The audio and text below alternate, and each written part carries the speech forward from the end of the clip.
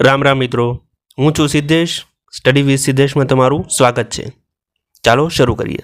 નમસ્કાર દર્શકો, શું તમે જાણો છો કે એક એવો જીવલેણ રોગ છે જેણે એક સમયે લાખો બાળકોના શ્વાસ થંભાવી દીધા હતા, અને સૌથી મોટી વાત એ છે કે આજે પણ તે ખતરો સંપૂર્ણ ટળ્યો નથી. આ રોગને સ્ટ્રેંગલર એટલે કે ગળું દબાવનાર પણ કહેવામાં આવતો હતો, કારણ કે જીવલેણ બનીને બાળકોના શ્વાસ લેવાનું મુશ્કેલ બનાવી દેતો હતો. આજે આપણે વાત કરવાના છીએ એ જ ખૂંખાર બેક્ટેરિયા જનિત રોગ ડિફ્થેરિયા વિશે, જે તમારા શરીરના શ્વસન તંત્રને હચમચાવી દે છે. આ માત્ર બીમારીની માહિતી નથી, પણ તમારા અને તમારા બાળકોના સ્વાસ્થ્યની સુરક્ષા માટે એક અનિવાર્ય જ્ઞાન છે. ડિફ્થેરિયા એ કોરિન બેક્ટેરિયમ ડિફ્થેરી નામના બેક્ટેરિયાથી થતો એક તીવ્ર ચેપી રોગ છે. પરંતુ જાણો છો આ બેક્ટેરિયાનું સૌથી મોટું શસ્ત્ર શું છે? તે છે શક્તિશાળી એક્ઝોટોક્સિન. આ ઝેર જ લોહીના પ્રવાહમાં ભળીને હૃદય, કિડની અને ચેતાતંત્ર નર્વસને નુકસાન પહોંચાડે છે. આને જ કારણે ડિફ્થેરિયા ઘાતક નીવડે છે. કોરિન બેક્ટેરિયમ ડિફ્થેરી એ ગ્રામ પોઝિટિવ અને નોન મોટાઇલ બેક્ટેરિયા છે. આ રોગના 3 મુખ્ય નૈદાનિક પ્રકાર છે: નેઝલ, ફેશિયલ, લેરિન્જિયલ. ડિફ્થેરિયા શ્વાસ નળીને અવરોધીને મૃત્યુનું મુખ્ય કારણ બને છે.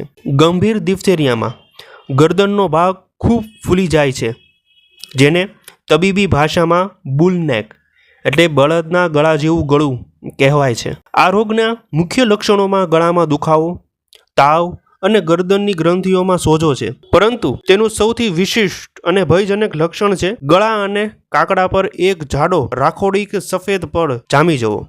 આ પડ શ્વાસ લેવામાં અડચણ ઊભી કરે છે. નિદાન માટે ગળાના સ્ત્રાવનો કલ્ચર ટેસ્ટ કરવામાં આવે છે. અગાઉ સીક ટેસ્ટ થતો, જે શરીરમાં એન્ટીટોક્સિનની હાજરી તપાસતો હતો. હવે તેની પ્રસ્તુતતા ઘટી ગઈ છે.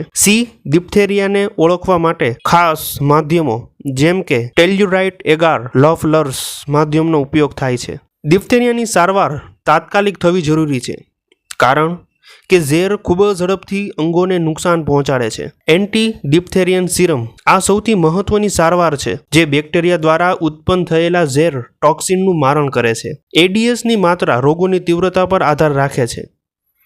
એન્ટીબાયોટિક્સમાં જોઈએ તો બેક્ટેરિયાને મારવા માટે પેનિસિલિન અથવા એરિથ્રોમાઇસિન આપવામાં આવે છે. વાહક વ્યક્તિઓ માટે પણ એરિથ્રોમાઇસિન 10 દિવસ કોર્સ જરૂરી છે, જેથી ચેપ આગળ ન ફેલાય. ડિફ્થેરિયાની સારવારમાં એક પણ ક્ષણનો વિલંબ પણ જીવલેણ સાબિત થઈ શકે છે. આ રોગ સામેનું આપણું સૌથી મજબૂત હથિયાર છે રસીકરણ. તો ચાલો રસીકરણ જોઈએ. ભારતનો રસીકરણ કાર્યક્રમમાં નવજાત શિશુઓને ત્રિગુણી રસી DPT ડિપ્થેરિયા પર્ટુટીસ ટીટેનસ આપવામાં આવે છે.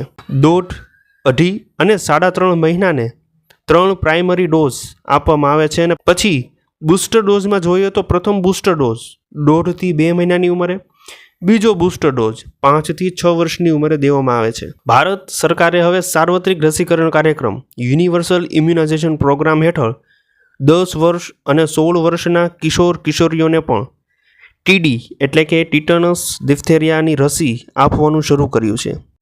આનાથી પુખ્ત વયમાં ઘટતી જતી રોગ પ્રતિકારકતા શક્તિને જાળવી શકાય છે.